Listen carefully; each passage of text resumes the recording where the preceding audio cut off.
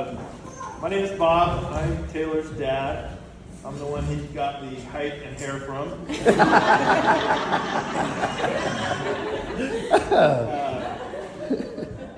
Jackie and I are just so overwhelmed and thankful for everybody's support coming out here.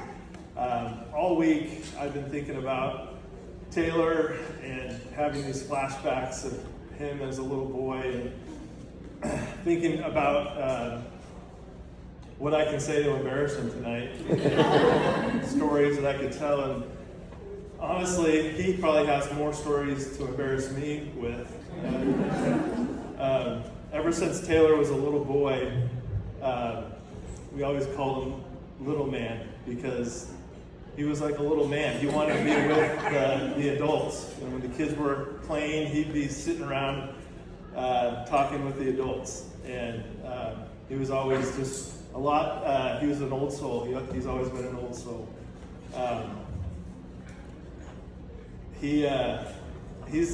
He's probably taught me more than I've taught him over the years.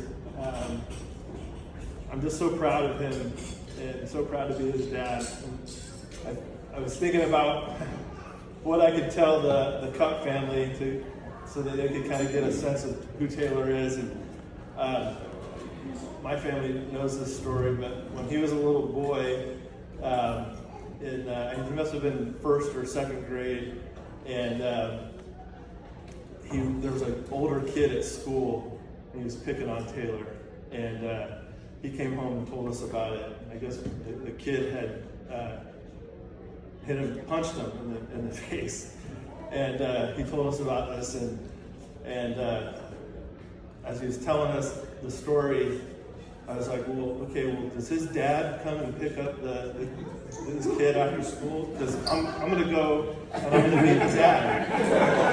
And so I was getting riled up, and the next morning I let Taylor know that I'd be there after school to have a word with the dad.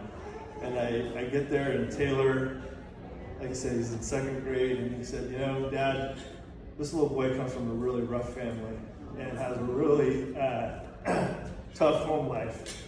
And so he made me feel about that small. He taught me just a valuable lesson, and he's done that his whole life.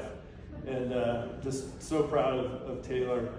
And when he met Allie, he told us about her, and I remember him calling us, telling us that he thought he had met the one, and it just kind of snowballed. It seemed like it was almost immediately he was ready to propose to her, and it really worried my parents because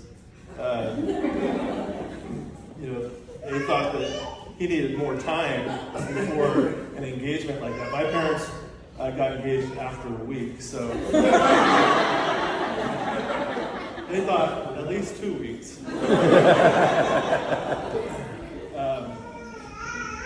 And he was ready to pop the question, and I told him, she's at least got to meet your mother. So luckily we were able to have Allie come out and meet us, and we fell in love with her from the moment we met her, and knew why Taylor had fallen in love with her. And we're just so excited to have her as part of our family, and thankful to the Cup family for having us here and hosting the wedding at your home.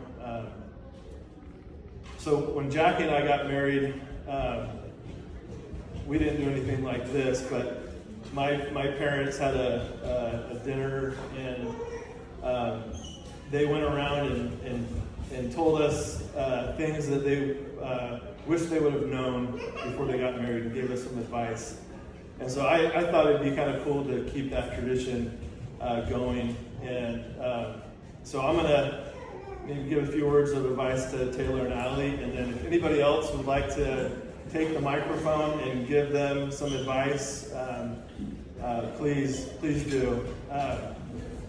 I saw a diagram a while back, and it was the shape of a triangle. And at the top of the diagram, or the top of the triangle, was God. And it said that the most successful marriages are those that the husband and the wife and God are at the very tip of the triangle. And that as you get farther away from God, you also get farther away from your spouse. As you get closer to your spouse, you get closer to God. And so, Taylor and Allie, there will be times in your marriage where you might feel a little distant from God, and or maybe distant from each other. And so I hope that you'll remember that diagram of making sure that you and Allie, Taylor, and God are at the top of that triangle.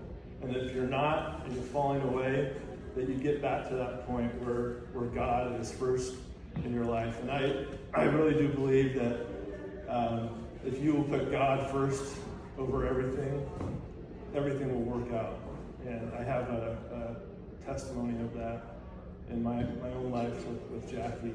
And so that's my advice to you guys. Keep God first in your life over everything.